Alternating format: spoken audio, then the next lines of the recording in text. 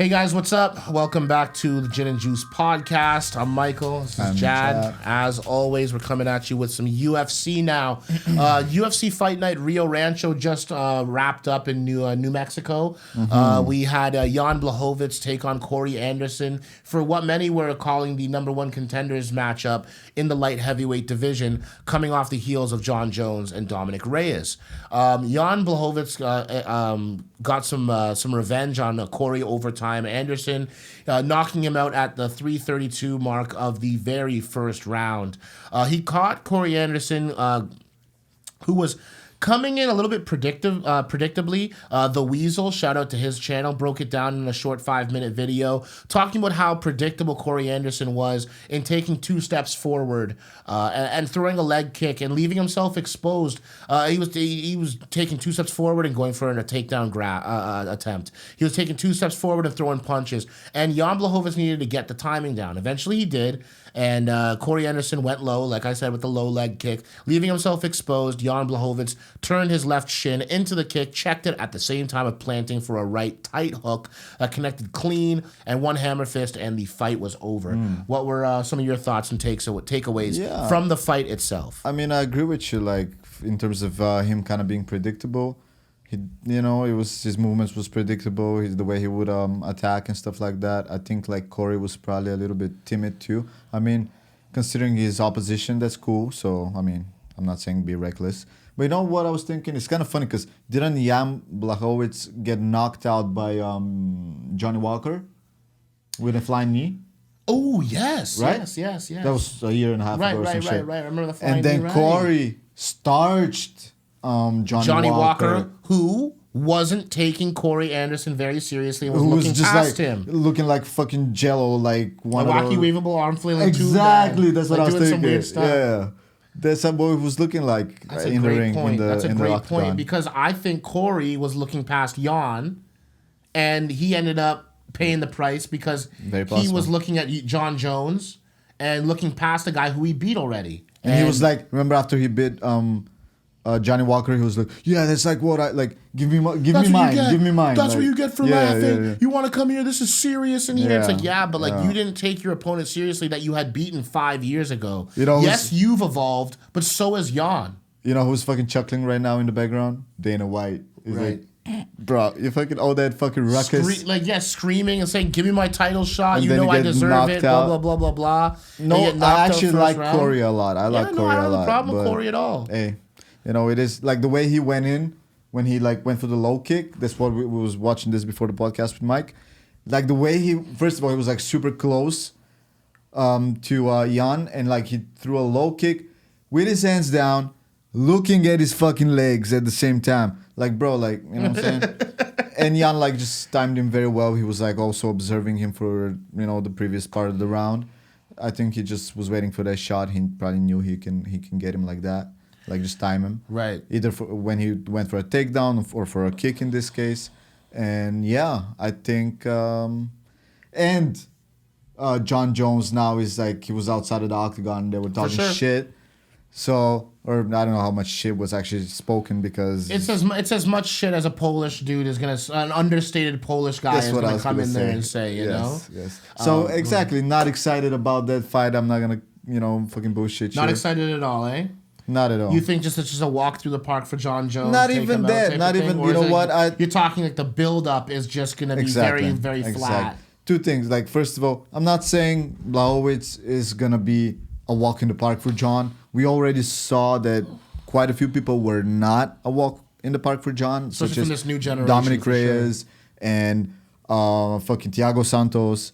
The only kind of easy fight that he had from those new guys was Anthony Smith. Yeah, for sure. He definitely dominated that fight, no doubt about it. But like other than that, he's definitely had a few tough fights. Now, how much of it is it Jon's commitment and like him getting up for those fights, not getting excited for those fights, which is also something I totally get because that's my point. That's my whole fucking point. It's like, bro, give us as the fans something that you already have the legacy as the best fighter in history, basically. In terms of wins, most in terms of defenses, yeah. All that shit. You like, we know, and you're controversial. You're in a spot where you can make a lot of money, Jon. Like, for me, that's an opportunity wasted right now that he's doing, fighting all these small guys in terms of popularity. Names. Yeah, I got you. And I think, bro, like also John is 32, so he's in his prime now. It's no bullshit about that. But he's starting to get into that zone where he now has to think of how he's gonna play out the last 2, 3 years, 4 years of his career. Your absolute peak.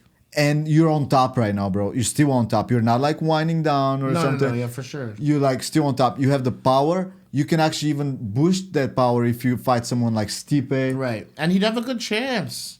Like, I think he would have a good chance just against these bigger dudes. Like, whatever. I think the speed advantage would be in his favor, and the fact that he wouldn't have to cut any weight would be interesting. I think he might actually do better against the big guys. I agree. Than those newcomers in his division, which are beasts, young, and super athletic. The heavyweight guys are going to be so much slower for John in terms of the striking, in terms of the movement. I think he's just going to dominate, honestly. So, quick question, who would you think would be, do you think anybody would be dominating the light heavyweight division if John wasn't there? Obviously, he will be. And DC is not there? Right. Like, let's say DC never goes back. Right.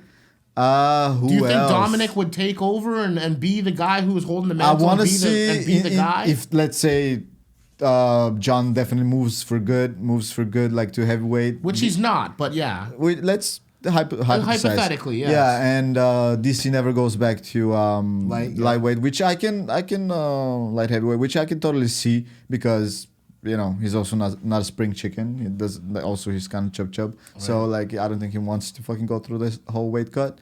But like if they are just like to disappear from that division, I would say the fight that I want to see would be Thiago Santos versus what's his face? Dominick Reyes. Yes, right. I think one of those two guys. Those guys are definitely Those guys are definitely the future of the division. Two guys of many guys that could be the future of this division. And speaking for right now, do you think they're gonna give Jan or Dominick the next fight? Well, I think they're gonna give it to Jan. The way that Jan finished it, I think they might have to give it to him. Two things, yeah. First round knockout. For sure. The way he finished his current fight against Corey, the fact that he just kind of had like a back and forth with John right after they made the little Instagram clips and all that shit. So you're already starting the promotion there, That's what the marketing team wants. And the other thing is, I don't think... First of all, I'm not excited about another fight with Dominick Reyes. I don't really want to see it. I don't think anybody really wants to see it. Well, some people want to see it. Kind of sucks for Dominick because I think Dominick is extremely talented, obviously, like great. But at the same time, I don't know, man. It's not something like, what are we doing? It's like I think there are people that want to see it. I wouldn't mind seeing it again. I don't think he's going to win. I think once John Jones gets a feel for your timing, I think John Jones is one of those guys who, like, people say, Conor goes and rematches guys and he always comes out better. Well, John Jones goes and if he does rematch guys, he comes out and he already beat them and he beats them even worse. So I think that Dom's chance to surprise John like he did the first fight is completely gone. Agreed. And then that way the game plan is going to be completely different. Let's think about it. This first fight, we all knew fucking Dominick Reyes' strategy. He fucking didn't hide it. He was like, yeah, man, I got to go in there, push the limits from the start, try to knock him the fuck out. He did exactly what he said he would. And tagged him a few times, and John I think he proved his chin as one of the most underrated. As well. I think Dominick looked amazing in the first couple of rounds, like just so good. Oh, for sure. But you know what the fucking takeaway from the whole thing is for me? Is like John, at the end of the day, he goes, okay, Dominick, you gave me your fucking best. Is that all you got? I'm still here. Like, and I still won the fight. He fucking Mayweathered the shit out of him in a way, It's like, it's true. I'm not going to beat you in a spectacular fashion. You're this beast coming up. Come in, show me what you got, but I'm still going to be here and still beat you. The whole time, John is just downloading information, like downloading all your moves, downloading everything that you're able to do, and you're never going to be able to surprise him now unless all of a sudden you start throwing capoeira like out of nowhere. You're going to have to radically change your game. And like that's the thing. John is all about acquiring as much knowledge as possible about his opponent so that you have to change your game radically in order to even surprise him now. Yeah. And I think catching John the first time is the best opportunity to get him. Even if he did somehow beat John would come back the second fight and beat his ass. Like that's just the way I look at it. Now that all being said, obviously, we want to know what you guys are thinking down in the comment section. But do you have anything else you want to add? I just wanted, before we go on this topic, I just wanted to say, just because I'm already thinking ahead of time, people are going to say, yeah, but like Dominick really won the fight and the judging was fucked. Yes, okay, that's a good argument. And we can get into that even right now. Yeah, because the third round, obviously, first 2 rounds, Dominick won. Obviously, fourth and fifth round, pretty much I don't think anybody can argue that John won. Like Dominick just kind of faded away. Like he wasn't the same guy. The fourth and fifth round were egregious. Like he was really just treading water, trying to survive. So the third round is the question where... I think the third round, and on a couple of the judges' scorecards, the second round as well is something that they had given to John. John himself has said, I think 3, 4, and 5 go to me.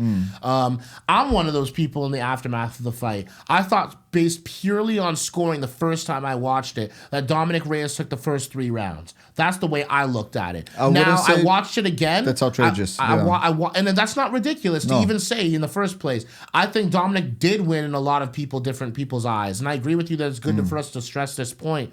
But first of all, I think it's stupid that people say to beat the champion, you got to beat the champ. Yeah. That is some corny stuff.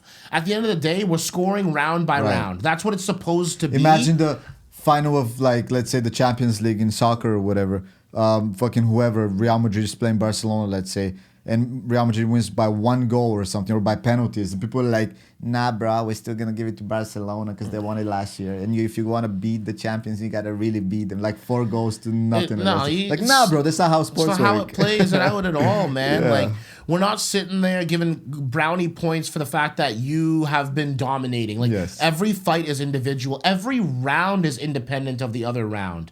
Like, there were no for example, John. Like, let's play devil's advocate here. John Jones was citing takedowns as one of his reasons he really thought it made a difference. He didn't land a takedown in the first, the second, or the third round. So we're talking about strictly striking at that point. Pretty much. At which point, every scoring metric for striking favors Dominick Reyes in the first, second, and the third round.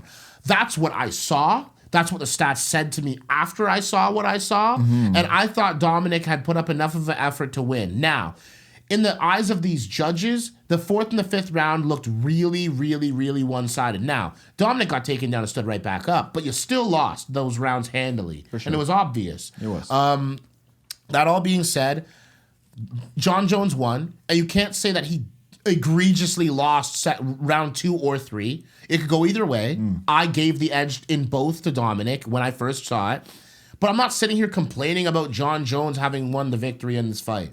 It is what it is. Yeah. And if you really feel that strongly about it, you guys will, and I know they will, face off again.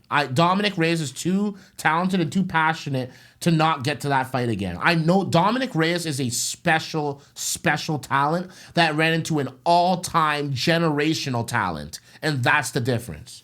Yeah, but maybe not right away. Maybe down the line. I think it's better for him to hit the drawing board and come back again afterwards. Not an immediate rematch. Yeah. Jan earned this too. So we'll see what happens. Let us know if you agree down in the comment section below. I'm sure you guys will without any solicitation. We'll catch you guys in the next one, and peace out for now. All right.